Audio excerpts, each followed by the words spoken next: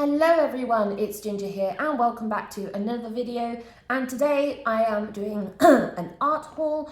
It's not often I do art haul, mostly because I have a lot of supplies already, and secondly I tend to buy my paper in large sheets and in bulk, and not only is that a cheaper way for me to get paper, but because I tend to use non-pastel paper and then give it a surface to work on, then I can buy cheaper, larger sheets of paper, which I can then use primer on. And I have worked the costings out for that, and at some point I can do a whole video on that, but it is cheaper me doing it this way. Also with the bigger sheets, it means I can do up to any size I really want. I could buy it in rolls if I wanted to, but I don't, just because it's easier than lugging a roll around the house.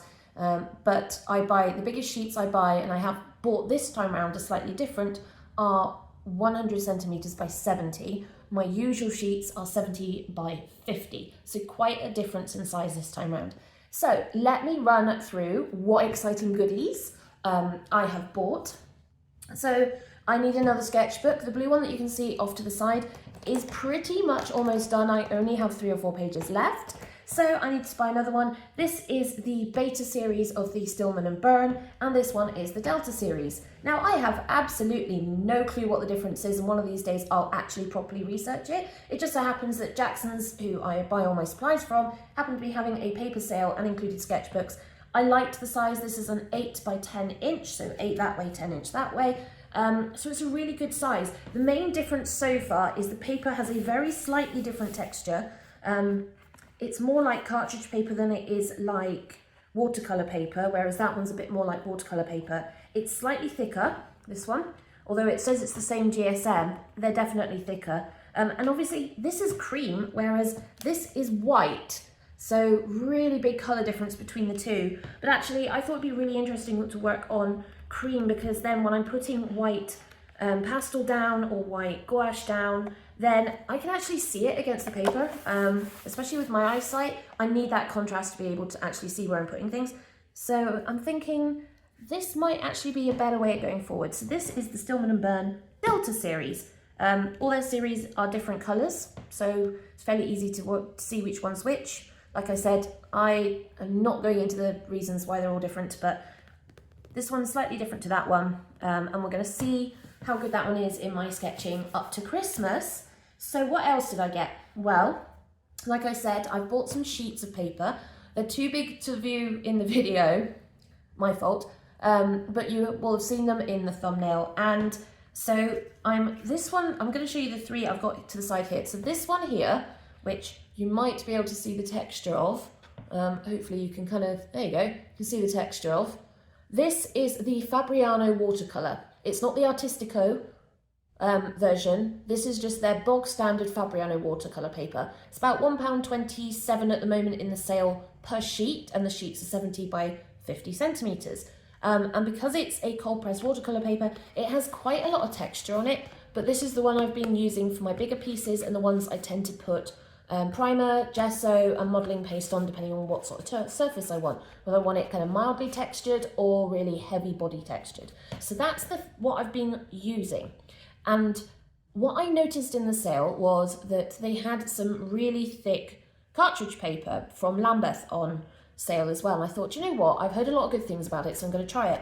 The reason I use this is because price-wise, it's really good. But I really wanted a slightly bigger sheet. I want to really be able to push the boat out and do a bigger piece. So I bought some of the Lambeth. Now, first things to notice is it's considerably not textured compared to the Fabriano watercolour paper. And that actually is a plus for me, because it's better for me to be able to gain texture through whatever medium I want to stick on it than it is having to get the medium to sit in this, because you still end up with some of this texture showing through. Now that can be good. I do like that sometimes, but actually it's nicer to be able to have something that's a bit smoother. Let's see if you guys can see that.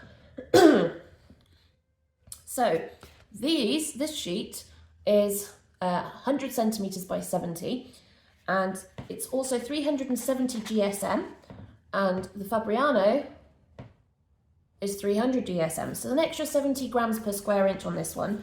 It doesn't actually feel thicker than that one. This one actually feels thicker than that one. I have no idea why, but it's going to be interesting to see how this stuff performs with what I want to do. The other thing I bought, which is a rarity, and I don't buy this very often, in fact, I think I've only used this paper once or twice, is UART. Fisher's UART. No, not Fisher's, just UART. So this is just a little offcut I've taken. I have this in the bigger sheets as well. So these sheets are, they're not 70 by 50, are they? Or are they? No, they're not 70 by 50, they're smaller. I don't know what size they are, I'd have to look it up, but they are still fairly big sheets of this. The reason I wanted some big sheets of this, and I've only bought 2, is because I want to cut them up into some square pieces, some 8 by 10 inch pieces, and take them out on my new French easel and do some on plein air, but with smaller sanded paper. Because actually it's quite nice to do just pastel or charcoal on the really heavily sanded paper for doing great quick pieces, because you can get a lot down without having to really think about your layering. And if I want to get that a bit more loose, this is great for doing that. So this is the 400 grit. So it's pretty smooth. It's a pretty smooth grit. Even just running my fingers over, it's just grabbing my fingers. I'd say it's slightly rougher than pastel matte, but finer. Sorry, I'm really croaky today. So this one, look out for me working on this one. I'm hoping to take it out. We are predicted to have a continuation of the weather we're currently having, which is sunny and mild for Scotland, which is brilliant. So look out for those videos coming soon. We'll get to see this one in action, but I will show you, I will grab a pastel and we'll be able to see kind of the texture on this one a little bit better. What I also got was, I got some more charcoal pencils. Now, most of you will know my favourite charcoal pencils, the Castle Arts charcoal pencils, were brilliant. And I say were because I literally have run them down to stubs. So I knew I needed to buy some more, but you can't buy those individually. So I went to the next best people that I love my charcoal from. That's not Derwent, but Cretacolor. As much as I love my Derwent blocks, which are really, really soft and very powdery, if I wanted really dark, deep blacks, I would always pick up my compressed Cretacolor block. And I wanted to see whether or not I could get the same intense black that I get from their compressed block in their pencils. And I believe that is going to be the case. So I got one of each of their types. So I have here a, let's bring them a bit closer and hope that this will focus. Will you focus on that? I don't know is the answer. So that is soft, medium and hard. We'll see how those work out on the paper. I want to see how they break down with water, because that's how often I use them when I'm out sketching. We'll see whether they're good for that. What I also got for the first time, and I'm really interested in seeing how these pan out working with pastels. I'm pretty sure, having watched a few other YouTubers working with these, that they're going to work out fine. So I got a selection of the Caran Neo 2s, which are the water soluble. They're not wax, are they really? I'm not really sure. But they're the crayons basically. And I got a selection of these in what I'm only going to refer to as Scottish colours.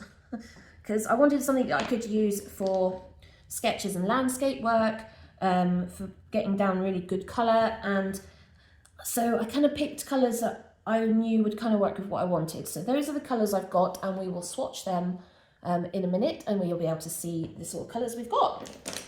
What we also have, I'll pop them up there out the way, is we also have some of the Colourfix Pastel Primer. So this is the Art Spectrum Colourfix Pastel and Multimedia Primer.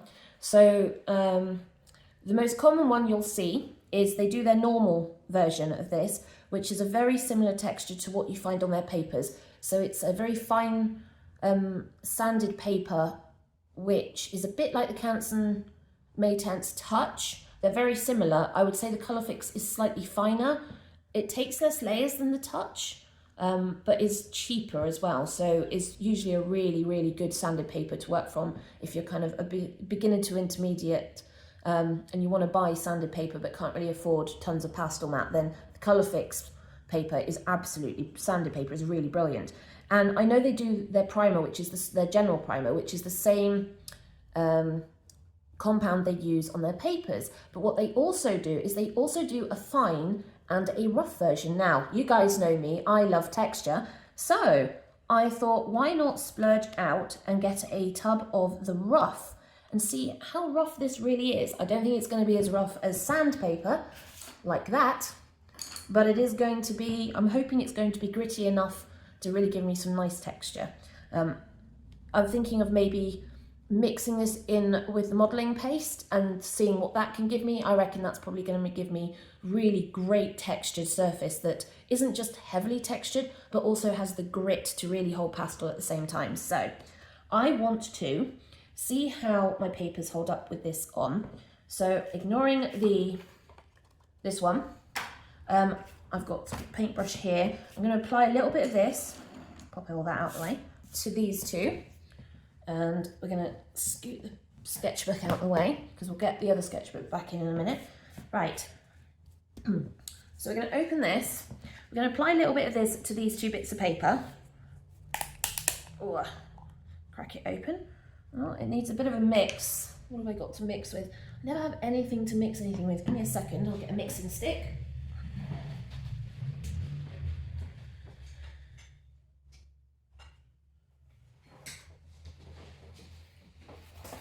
Also bringing my trusty pencil case of doom with me. Right, let's mix this first. Paintbrush. So we're going to mix this and see. So it's got a similar consistency to gesso, which is good. There's quite a strong smell though. So this is just plain, this is just a neutral colour, which is kind of like an off, if you think about it, more like an off-white. I can hear the grit when I'm stirring. It's kind of almost scratchy kind of sound. Right, let's try and get all this off the stick.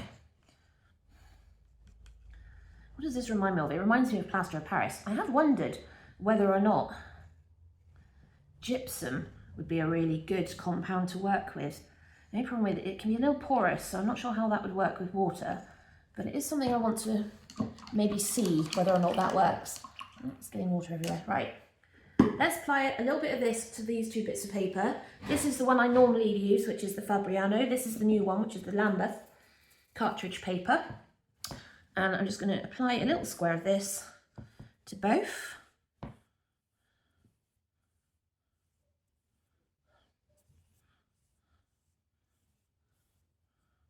I have absolutely no idea how this is going to go. Also good to see how much the Lambeth is going to warp as well. You guys, I don't know about you guys, but I could barely see that actually on there.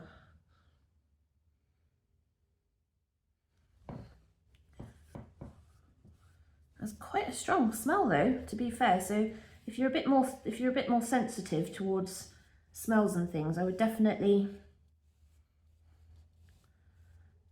think about working with this in a very well ventilated room. Now I know the trick with this stuff is layers, so I'm just going to do that lightly, see how this is. God, that dries pretty fast, which is good. So we'll do another layer, but we'll go in the opposite direction. And I am applying this really thinly before anyone says, oh, you're going to use loads and you'll go through this and it's really expensive for how much you get. You don't need a lot. Like I said, I'm applying this pretty thinly, so I can really see how it works for building up.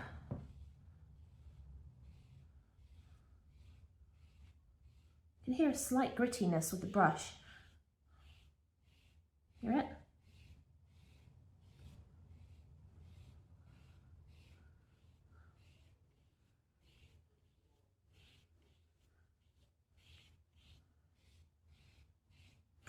So weird listening to that. It's like scratch, scratch.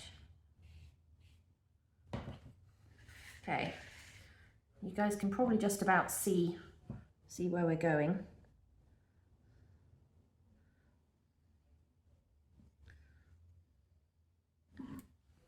A bit more, going the other way. We've almost done all the directions. Trying to make sure that I don't get too many lines in. And then what we'll do is we'll swatch the Cretas and the Neo 2s and we'll see how the Neo colours perform. and the sort of how deep the colours are, because that's my main thing is, can I get really good bold colours as well as really pale when I wash them out? Or do they all instantly go to pale?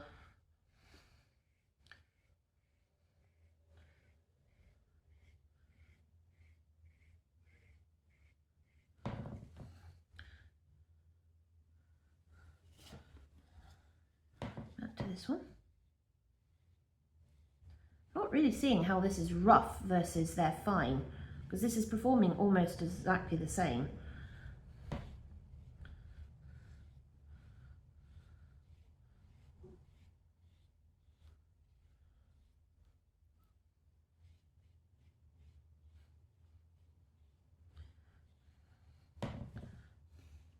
How's that looking?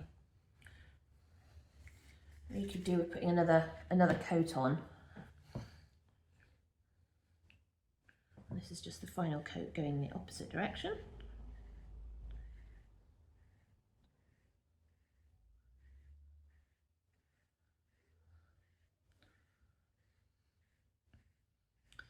It's going to be quite liney. This isn't the best, smoothest brush I've got, but should still be all right.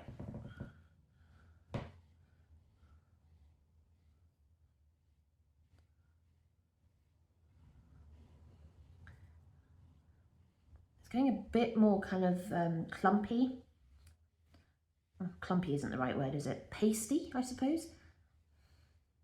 A little bit more solid on the watercolour paper, and I'm assuming that's because the watercolour paper is pulling the water out of it. So just going to wash this brush off. We'll pop them to the side, and then we will swatch all of the charcoals and Neo 2s. Right, let's pop you away.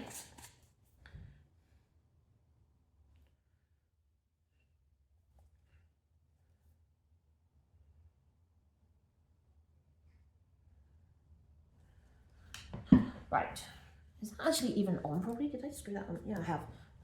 Wonderful. Right, let's pop them to the side.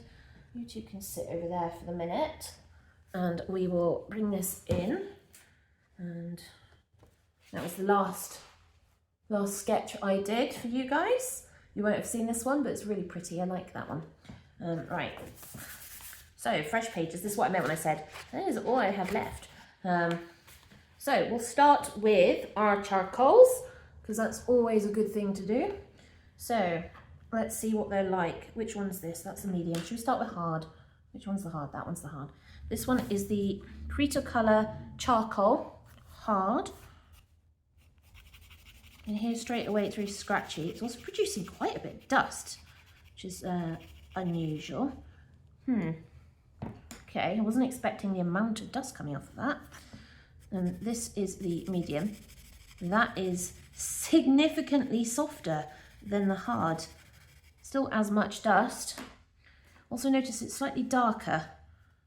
This one I think snapped in transit. This is the soft. And also you can see how much coverage each one gives. I didn't even have to go over that. But you can see by how much of the paper you can see through it. That's the hard, medium, soft. So where is the hard? That's the hard. So that's, I'll do it above it because I'll use water to bring it down. Hard, medium, and soft. Right, let's add some water. And we're just gonna add some water and then put it down. That is not giving me much, is it? Not really. Okay. Let's try the medium. So we're giving it a brush over once, and then the second time we just brush down. That's definitely giving us a lot more. Still not as much though. And then the soft, a lot more. You see the particles spread in the water. That's how you can tell how soft it is, how much particle spread we're getting from the soft. That's good to know. So we know that the soft will spread The medium is kind of going to spread slightly if you really work at it, and the hard generally not going to spread very much, which I think is good depending on what I want to do with them. So if I really want to use the soft one, but I also want to be able to mark out an area and then use it to kind of fill in shadow and stuff from those lines, then the soft is a really good way to go. The medium the same. The hard would be good for then going back over with detail, because I know it's not going to go anywhere if the paper's still wet. That's great. Right, let's have a look at these Neo 2. So this is the Caran Neo 2 Aquella. So they're water-soluble wax crayons, just crayons. I actually don't know if there's any wax in them, but they have the symbol on them here to say where to go. You also have these weird little tabs that you pull off, so that's where each of the arrows are. There's like a little round bit. I don't know how well the camera's going to pick that up. Possibly, possibly not. But there are little tabs. So this is a blue indigo, so it's a darker blue. We get lots of that in the kind of colour in the rivers. So we're just going to do a nice square. They feel waxy. It feels like a really soft wax crayon, like a Crayola. I've heard a lot of good things about these, so really looking forward to this one. So we'll put them on that side.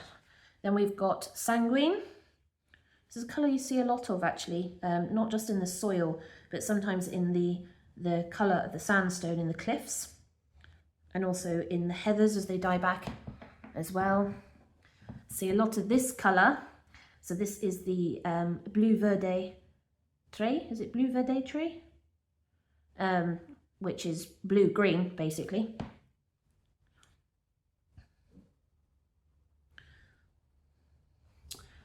And then we have a lighter blue that has a bit of yellow in it, which is blue turquoise. So this is the kind of blue you get when you get up to the white sandy beaches on the islands. Then we have a classic orange, which has got just a little bit more on the peach side, which is saffron or saffron.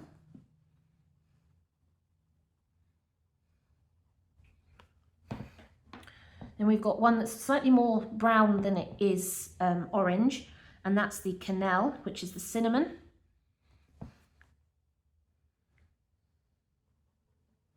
And a lot of this colour in the pine trees. They tend to be a little bit more red, a little bit more orange. We've got a green blue, which is a dark green, but it has a lot of blue in it. Obviously with a lot of the pine trees and fir trees up here, this is the sort of colour you see a lot of. Then we've got a classic grey. This one is just grey.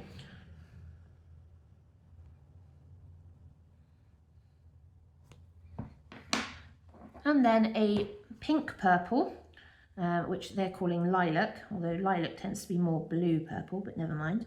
And this is a really gorgeous colour because it's pretty much the colour of the heather that we get in the hills here. So let's move them out of the way. You guys go up there and get some water. And we'll see how these activate. Ooh, ooh, they are pigmented. Look at that.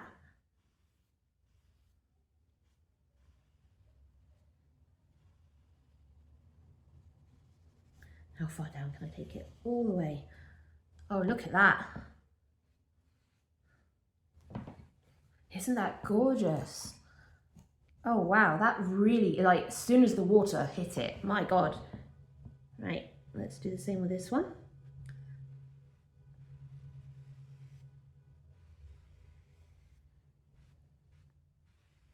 Didn't think this one was going to be as strong. It's not, but it's still a gorgeous colour. And this is one of our blue greens. Ooh, that's bright. Look at that. And yes, I'm taking them a long way because I want to see how far the pigment's willing to travel with a bit of water, and how broken down it will get as we go. Actually, quite far is the answer. This one I expect is going to be a little bit paler, and it is. Look how pale that is. That's going to be fun. That might also be a really good colour for skies. This is orange yellow.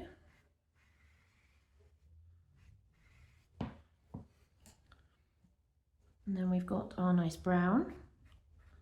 This will have a lot of orange in it, I suspect. Yep, there you go. As soon as you add the water, the other colours that are within it kind of come out a bit more, and you can see how much orange is in that brown. Isn't that gorgeous? Then we've got our green, our proper green. This is a really strong colour. Yeah, how far that's going. It's definitely on its way somewhere. It's also breaking into the grey next to it, so let's try and do the grey before that disappears. Give me a grey. I didn't expect you to go far, and you're not. That's fine. And then the purple. This is a quite strong colour. So yeah, that's going really far as well. Right the way down the page. You can see. Look at those. Oh, they're gorgeous. Huh? And they granulate really nicely as well. I wasn't expecting to see granulation actually, but look at this one. Let me see if I can bring this closer so you can see it. So that's the blue violet. You can see how granulated that becomes as it went down. That's gorgeous. You guys are not quite dry yet. Right. I'll be back once the cards are dry, and then we will take a look at those. So I can move this out of the way for the minute. You sit over there. Here's our two cards. These are still, they're a little bit damp still. Kind of where they're dry on the edge, they are gritty. So it's going to be really interesting to see what these are like. I think they'll become more gritty as they dry out. So once these are dry, we will have a look.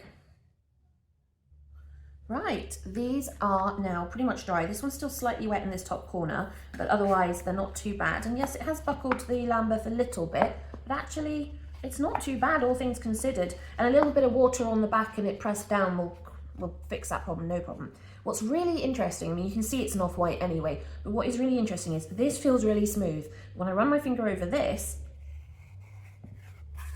hear that? Normal? Right, I'm putting the same pressure on.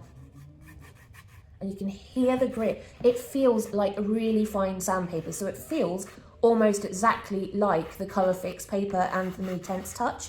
It's a little bit grittier than the Colourfix, so kind of between the Touch and the Colourfix. What's really interesting is this is their rough.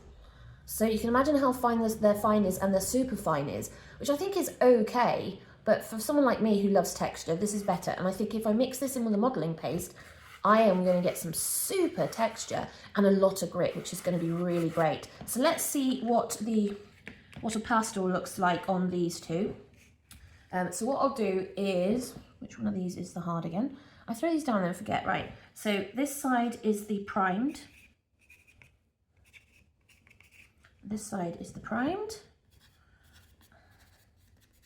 Right, so we're going to turn them over. So we're on the flat side of both, and we will put a little bit of pastel down. So we'll use the dark, we'll use a nice dark colour. I've got a beautiful purple here, which would be perfect for this. So I'm just going to run this over the paper twice, and that's what we get.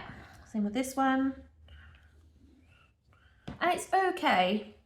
It is sitting on there, and if I blend it out, you see how smooth that paper is when I blend it out. Same with this one. You'll be able to see how textured that is. Right, now let's turn it over and not upside down, which helps. There's one, there's the other. Right. You can see how much smoother that's gone down on the prime paper. So let's see what blending out's like. It's moving less. Ooh. Oh yeah. So it's not moving anywhere near as much, but you can see how fine that texture is on there. How fine it is when it comes out and you blend it out. You can see how great that is. So can I layer another colour over the top? Let's see. This is a Rembrandt. You can easily layer over the top. Easily. Can I blend that over the top? Not a problem. Should we add another colour? Let's go for a light yellow. Yeah, okay, that does give me a lot of tooth. Not as much as like well, not as much as, say, for example, the UART that I've got. But it is, you can see from just the dust that's coming off my finger, the texture. If I do that on the paper, see the difference? It's like, let's do that. So that's the paper, and that's the sanded surface. And there's a huge, huge difference. If I bring this up, you can see how much the sanded paper is gripping that pastel that's coming off. It means a little goes a long way. And that's one of the really good things about this primer, is that it grips the pastel, but allows you to get more of it down. But even the smallest amount can then be spread further out. Whereas a paper with no grip will only hold the smallest amount of pastel, and it won't go very far. Most of it will just have fallen off. So that, you can see the difference between the two there. You can see how nice and smooth this purple has gone down. I'll just blend that out. You can hear the difference. But yeah, you can see that's really gripping. Even the amount that was coming off my fingers to here was not a lot considering. And with the aquella, not the aquella, but with the watercolor paper, and with this on, it is giving it a lot more grip.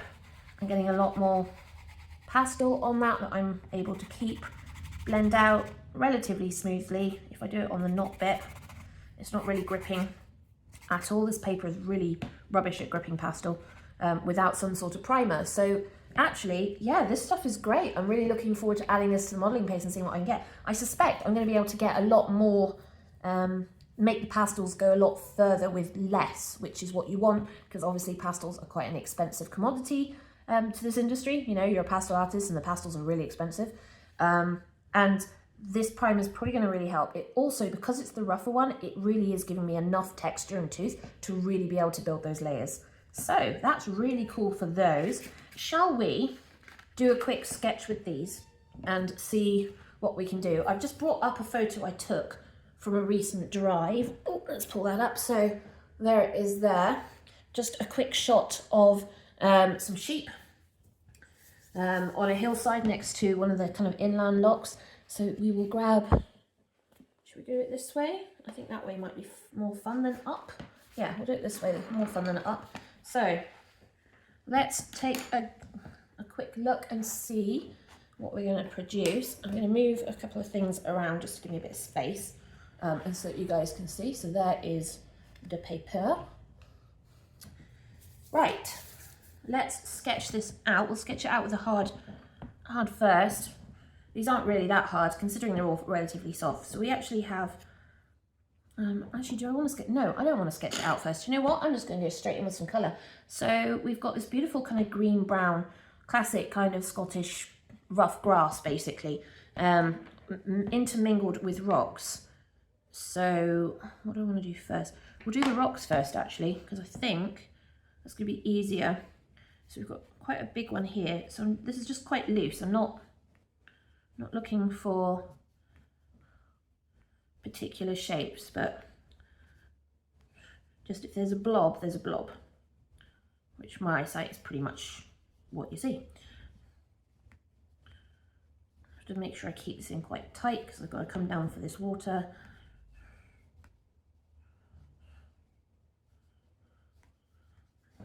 Loving how smooth they go on, actually. They go on really smooth with this paper, which is great, because that's kind of what you want. It's like a rocky outcropping there coming down, and that going up there, and then just lots of patches of this grey.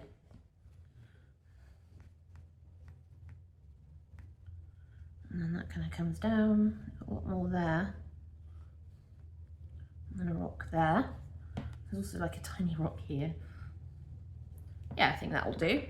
I want to add water to that first, because I don't want these to mix too much.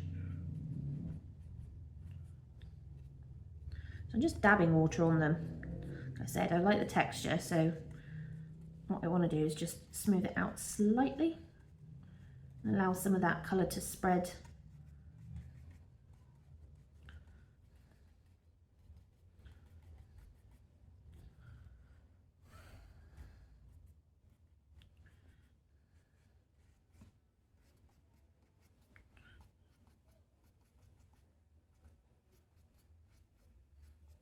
Mostly because there's a fair chunk of it coming down, so actually it'd be nice just to kind of mingle that a little bit more.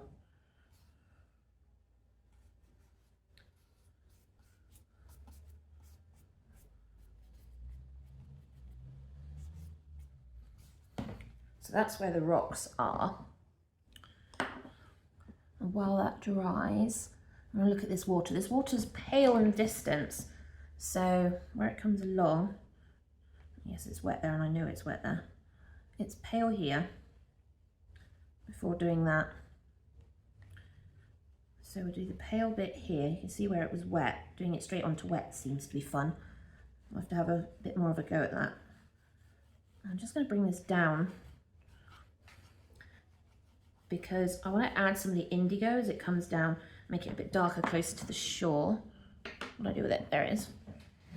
So, oh God, a little bit of indigo I said. Keep forgetting that this indigo goes a long, long way.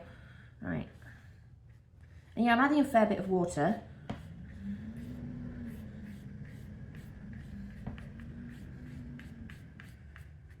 Mostly because I do want this to really nicely blend without there being too much kind of continuity and holes. This is coming out really lovely. I see that. Now the sky, hopefully you guys can see this, the sky is kind of grey, it's lighter at the bottom. So we've got this paler version of this hill in the background. I'm going to use this one. I don't want it to become too orange, so let's...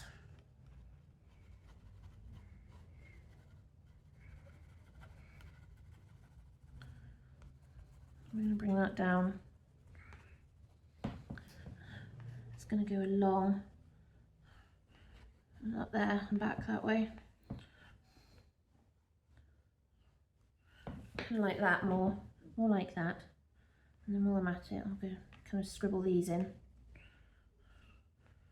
We haven't put the sheep in yet, so I'm like, yeah, there's sheep there somewhere. This is still wet, so I'm just drawing this straight into the wet, which is interesting. Kind of like it actually. Almost works slightly better going into the wet. This is slightly more of the brown at the bottom. And then along the top,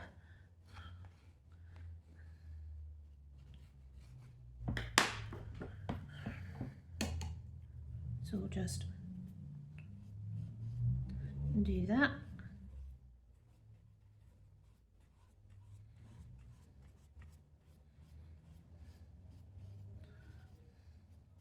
This is going to disappear, so, well, it won't disappear, but it will.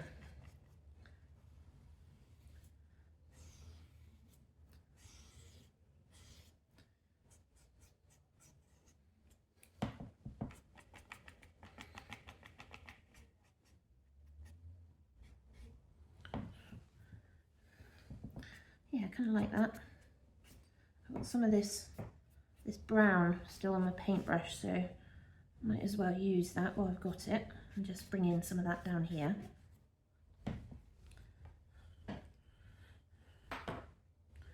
And then all this up here is a mixture of the grey and the blue, so I'm just going to really run that in. It is kind of going onto the mountain here, so it kind of disappears, which is what we want. I want some of this blue in it though, and it gets lighter as it comes down to the bottom.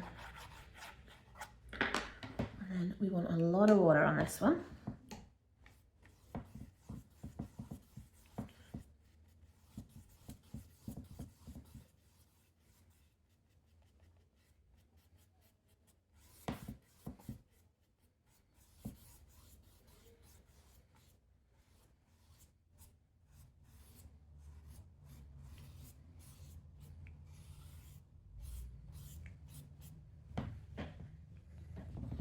Yeah, that'll do. Just making sure that this blends out into the sky, so it kind of looks like it's disappearing. And then we want, well, we'll see how dry this is. Quick cup of tea. Yes, I have my tea with me.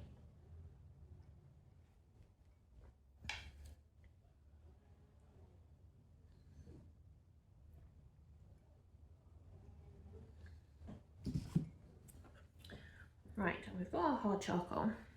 We're going to use this to kind of map out some of this stonework. I don't want lots, but just little bits of it here and there. kind of help. And I know this will potentially rip the paper if I'm not careful.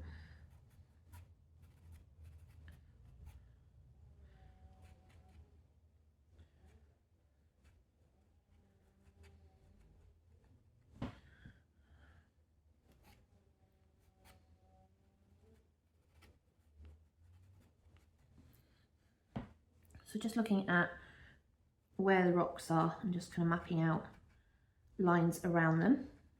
And this just gives these rocks a bit of character and a bit of shape, which is nice and kind of what we want.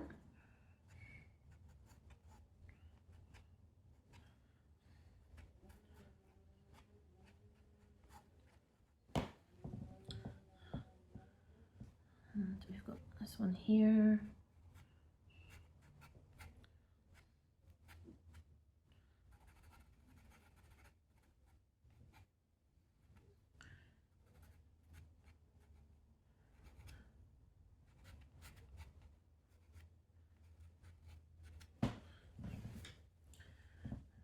See, we're not really looking for tons of detail, just little bits that kind of just pick out where each of these rocks are and just helps give the landscape a bit of shape before we get some other colours down.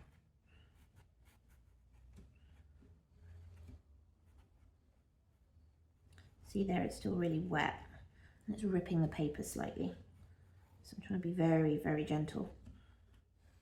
So one thing we've found with the Birman sketchbooks is that really do have to wait until they're properly dry before doing anything, because they're just a little bit delicate, shall we say. I haven't even put the sheep in yet. I will do, but just not yet.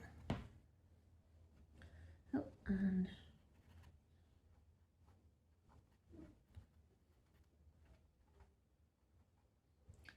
rock there. Oh, how have I got, oh god, I've got purple on it now. That's useless. Right.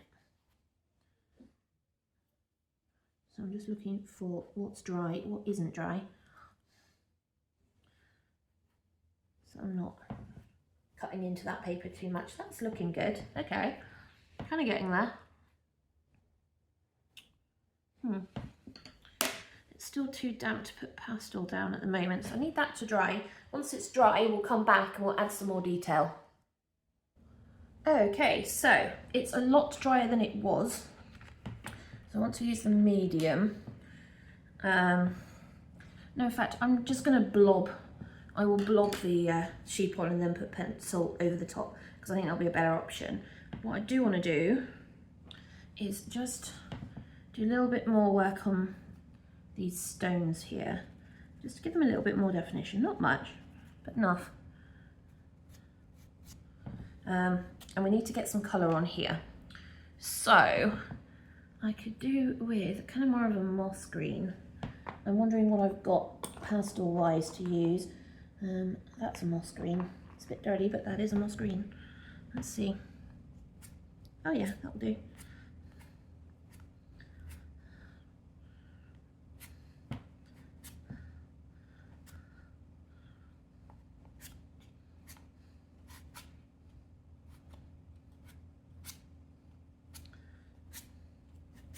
I'm going to be adding water, so don't panic too much, because this won't look right at the moment. It will look better afterwards. It always does. Because I want to get that down as a base and then add some brown over the top while it's still wet. So I'll start up here.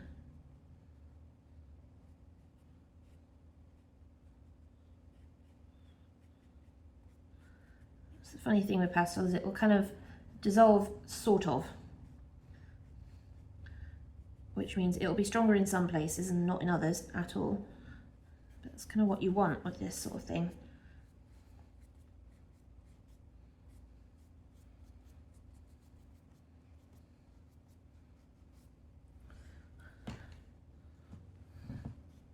It's quite big. Some of the rocks are quite big actually. Kind of dot that in there. want it really strong along that line there. And then that, I want to add a little bit of this.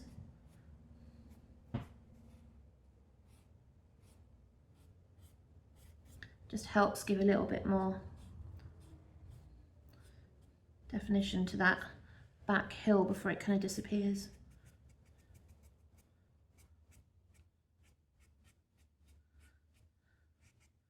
Like that. Now, while that's wet, we've got this one and we've got the orange. I think this one's probably going to be better, that we can just add in little bits of orange here and there. It'll just blend where there's water. See that? Look at that. I'm just touching. It just dissolves, just dissolves the tip into that water. Creating these gorgeous patterns. I'll make sure I put some right on that edge there. I just want that edge to be a little bit stronger.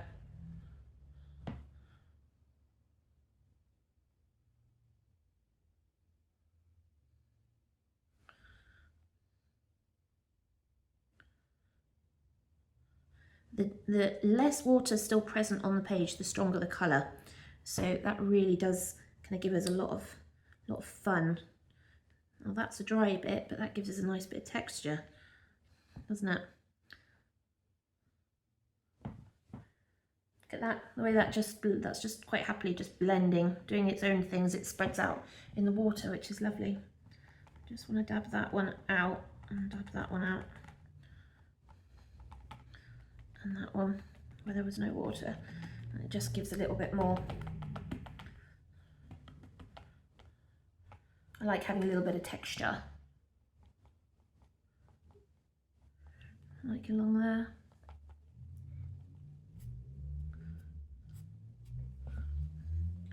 Okay, that's a bit better. Just want to add a bit more kind of scriggliness to some of these rocks.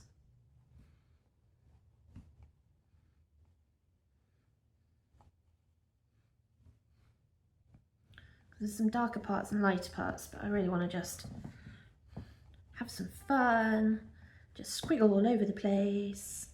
Squiggle, squiggle. We like a squiggle.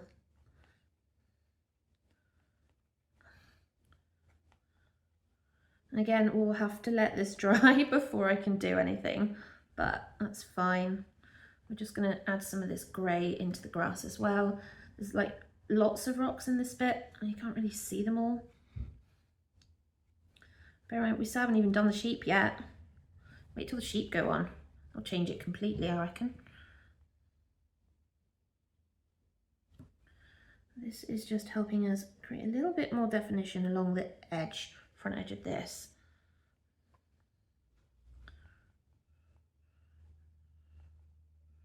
And we're just squiggling this in.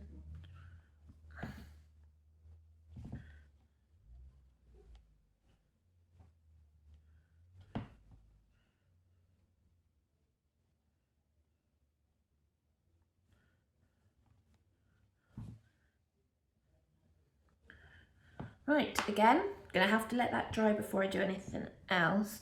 Do I wanna, maybe wanna just reinforce this edge. It is darker, where the rocks, kind of where that rocky shore is, it just comes in.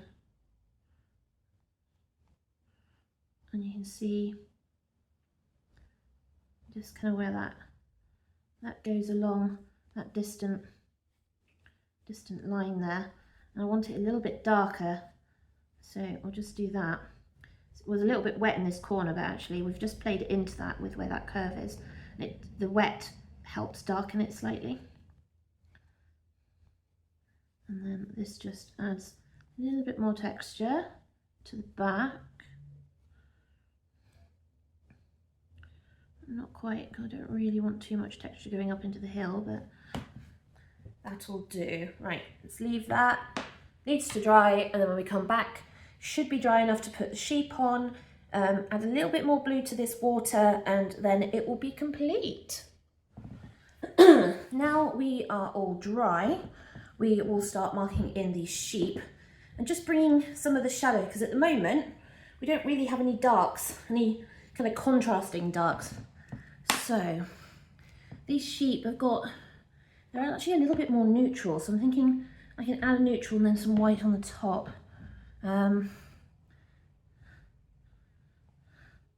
So you probably won't see this bit.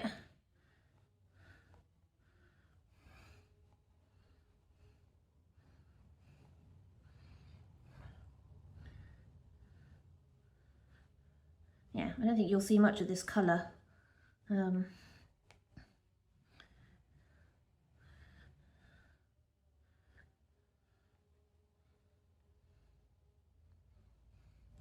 these are, at the end of the day, just blobs. I'm trying not to put too many of them in.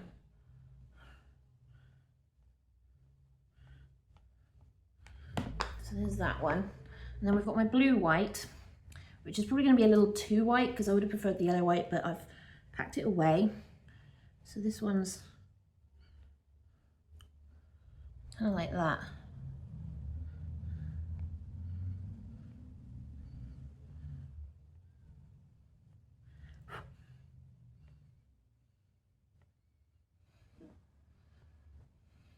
Like I said, you won't see much of this until I've kind of put them down.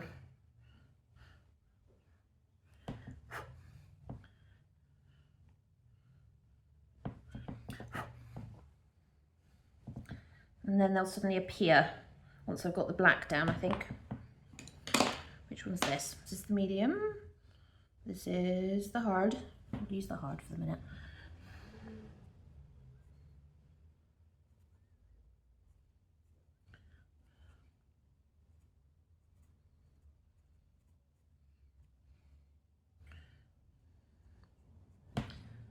They are blackface yews, which is a traditional Scottish yew. So that's what we want. I got a lot of feet and not a lot of sheep, if you know what I mean here. This one we've got.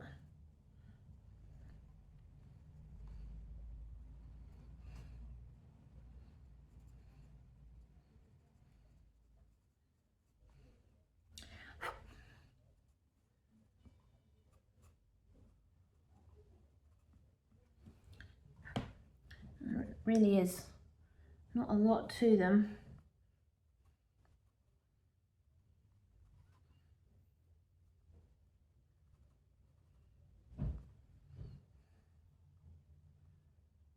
They are all mostly looking up the hill, so I'm assuming that our passing might have disturbed them. So they're all looking up the hill.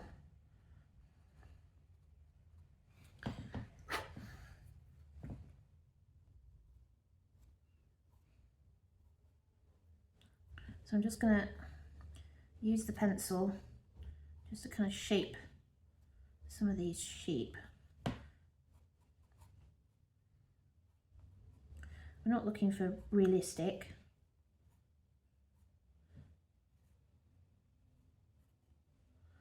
We're just looking for something that says there's something there, and your eye should be doing the rest of the work for you. Improve the head on that one. So hopefully that makes sense. We've got some sheep grazing there. And then I said I wanted to sort out some of this water. It's a little too, not like water. So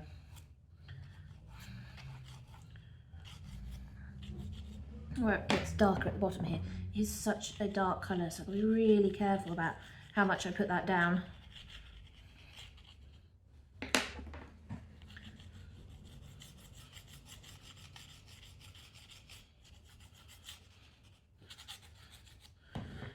And then how much of this, how much water I want to actually add on top of that.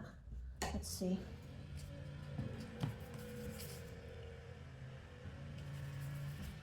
What on earth? There's people being unable to drive their own cars. I'm just adding a little bit of water, not much, so that the brush isn't wet, if that makes sense. Well, the brush is wet, it's not sodden wet. So that probably doesn't make much sense either. So I'm trying to take some of this purple back, but keep it like that. And just add some of that in here, in between these rocks, because that'll just darken that there slightly. And then I want to add some drips.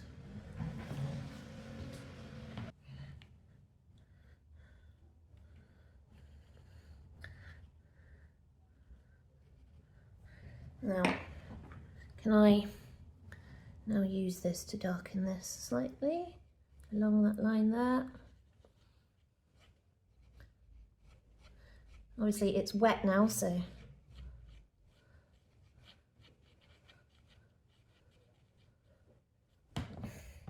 well, that's a bit better with the lines. Right, I think I am going to leave that there. So the sheep on the side of the hill looking pretty good. So hopefully you guys have enjoyed that, and if you've used any of these materials yourselves, please let me know in the comments below. I'd love to hear how you're using them. Otherwise, I will see you all soon for another one. Ta-ta for now.